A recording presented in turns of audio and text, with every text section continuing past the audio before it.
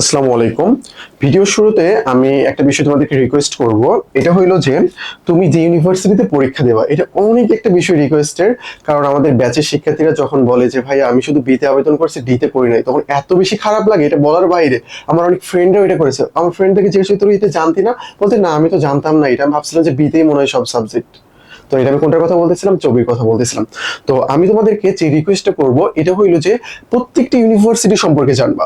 ধরো রাজশাহী ইউনিভার্সিটিতে কোন কোন ইউনিট রয়েছে, কোন কোন ইউনিটে কারা কারা পরীক্ষা দিতে পারবে, কোন কোন ইউনিটে কোন কোন টপিকস থেকে কোশ্চেন করা হয়, ডিটেলস জানবা। রাবি, চবি, জাবি, বিউপি সবগুলোতে জানবা। চট্টগ্রামের অনেকে শুধু বিতে আবেদন করে, মনে করে যে ঢাকা ইউনিভার্সিটি যেমন বি, চট্টগ্রামে মনে হয় বি শুধু ওইরকম। না, চট্টগ্রামের সব টপ লেভেলের সাবজেক্ট ডিতে রয়েছে। ল রয়েছে, ইকোনমিক্স রয়েছে, আইআর রয়েছে, পাবলিক আর্ট রয়েছে, পলিটিক্যাল সায়েন্স, সোশিওলজি, সব তো টপ ওখানে রয়েছে। তো একটা রিকোয়েস্ট রইলো, প্রত্যেকটা ইউনিভার্সিটি সম্পর্কে ভালোভাবে জেনে তারপরে ওগুলোতে তোমরা আবেদন করবা। অবশ্যই ভালোভাবে আগে তোমাকে জানতে হবে। তো যাই হোক, আমরা এটা একটু দেখবো। চলো আজকে আমরা রাজশাহী ইউনিভার্সিটির ল নিয়ে আলোচনা করব। প্রত্যেকটা সাবজেক্টের কন্ডিশন রয়েছে, প্রত্যেকটা সাবজেক্টের আলাদা আলাদা তারা কি করে, কন্ডিশন দেয়। কিছু কিছু বাদ রয়েছে, বাট বেশিরভাগ গুলোতেই তারা কন্ডিশন দিয়ে রাখে, পাস মার্ক দিয়ে রাখে, অনেক কিছু রয়েছে। ঢাকা ইউনিভার্সিটিতে তো প্রায় কত 8 থেকে 9 প্রকার তোমার পাস করতে হয়, আলাদা আলাদা পাস করতে হয়। বাংলা এমসিকিউতে, জিকে এমসিকিউতে, তারপরে বাংলা ইংরেজি এমসিকিউতে, আবার টোটাল এমসিকিউতে আলাদা পাস করতে হয়, আলাদা আলাদা রিটেনে পাস করতে হয়, আবার টোটাল পাস করতে হয়, এমসিকিউ রিটেন টোটাল মিলে আবার পাস করতে হয়। অনেক প্রকার পাস রয়েছে। তো আমি রিকোয়েস্ট করলাম এটা তোমরা সবগুলো ভিডিও, আমাদের ভিডিও হোক অথবা তুমি সার্কুলার বা প্রসপেক্টাস যেটাই হোক না কেন, এটা পড়ে তারপরে তুমি আবেদন করবা, তারপরে পরীক্ষার হলে যাবা। এটা কিন্তু অনেক ইম্পর্টেন্ট, পরে যেন আফসোস না করতে হয়। এটা রিকোয়েস্ট হলো তোমার জন্য। ওকে, রাজশাহী ইউনিভার্সিটি ল, এইটার দুইটা অংশে রয়েছে, একটা ল আর একটা হলো আইন ও ভূমি প্রশাসন। আইন ও ভূমি প্রশাসন এটা কোন ইউনিটের মধ্যে রয়েছে? এ ইউনিটের মধ্যে রয়েছে। এটা এ ইউনিটের মধ্যে রয়েছে। বাকিগুলো সম্পর্কে আমাদের আজকে আলোচনা টপিকস না, আজকে আমরা শুধু ল নিয়ে কথা বলবো।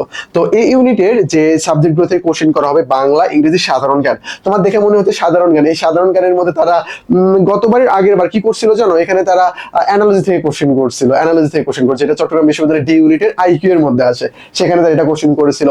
তারপর নর্মাল ম্যাথ থেকে কোশ্চেন করে।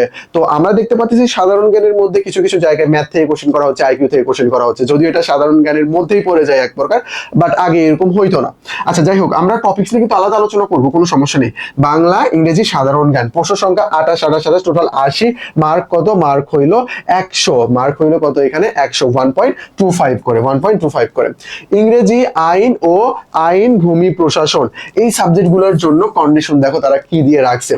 ইংরেজি, আইন এবং আইন ও ভূমি প্রশাসন, এই তিনটি বিভাগে ভর্তির ক্ষেত্রে এমসিকিউ পরীক্ষায় উত্তীর্ণ পরীক্ষার্থীদের ইংরেজি বিষয়ে 50 নম্বরের রিডিং কম্প্রিহেনশন 25 একটি সম্মানিত লিখিত পরীক্ষা অনুষ্ঠিত হবে। মানে বুঝতে পারতেছো, এই তিনটা সাবজেক্ট তুমি যদি পেতে চাও তাহলে তোমাকে অবশ্যই ইংলিশের উপর রিটেন পরীক্ষা দিতে হবে। চট্টগ্রাম বিশ্ববিদ্যালয়ে কিন্তু ইংরেজির উপর আলাদা তারা করে রাখে, মার্ক রাখে, যে এতগুলো সঠিক যদি না হয় তাহলে তুমি ল চয়েসই দিতে পারবে না।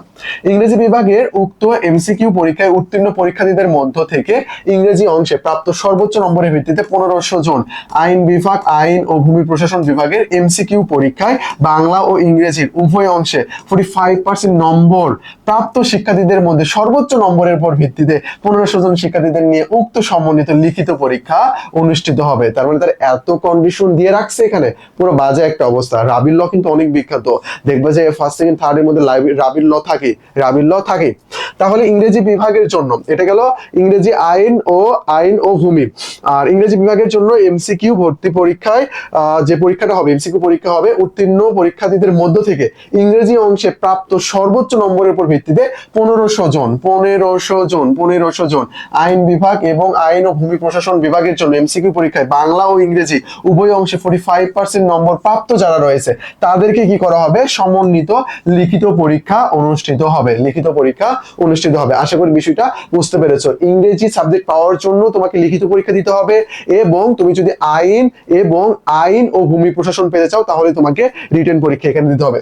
ইংরেজি বিভাগের জন্য শুধুমাত্র লিখিত পরীক্ষায় প্রাপ্ত নম্বরের ভিত্তিতে চূড়ান্ত মেধা তালিকা ও অপেক্ষমান তালিকা প্রস্তুত করা হবে। অপরদিকে আইন বিভাগ, আইন ও ভূমি প্রশাসন বিভাগের জন্য এমসিকিউ ও লিখিত পরীক্ষা পরীক্ষায় প্রাপ্ত যৌথ নম্বরের উপর ভিত্তিতে কি করা হবে, তালিকা প্রস্তুত করা হবে।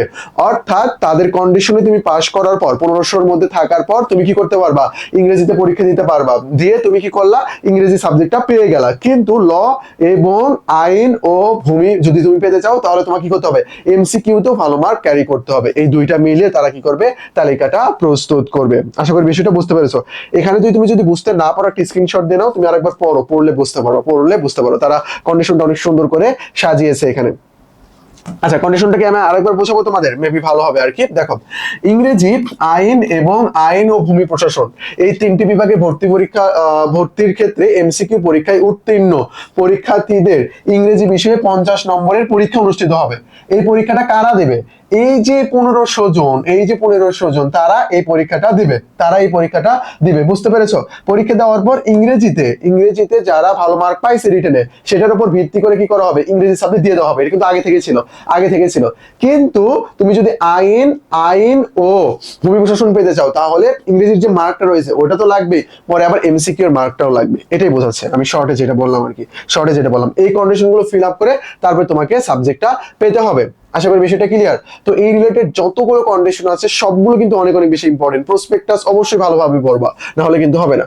আমাদের 24 স্পেশাল রাবি স্পেশাল কোর্স রয়েছে, তোমার সিটটা কনফার্ম করার জন্য এই নম্বরে নক দিয়ে ডিরেক্ট তুমি ভর্তি হয়ে যেতে পারো। আমাদের second time foundation, Dhaka central ইউনিভার্সিটির কোর্স, তারপর ইংলিশ ফাউন্ডেশন, সবগুলো কোর্স কিন্তু বর্তমানে চলমান রয়েছে। এই নম্বরে নক দিয়ে ডিটেলস জেনে নিতে পারো। আর ল নিয়ে যে কন্ডিশনটা রয়েছে এটা কিন্তু অনেক বেশি ইম্পর্টেন্ট, এটা অনেক ভালোভাবে পড়বা, বুঝতে পেরেছো। আর প্রত্যেকটা ইউনিভার্সিটির কন্ডিশন গুলো ভালোভাবে দেখবা, না দেখে পরীক্ষার হলে যাবা না। আজকে পর্যন্তই। আসসালামু আলাইকুম।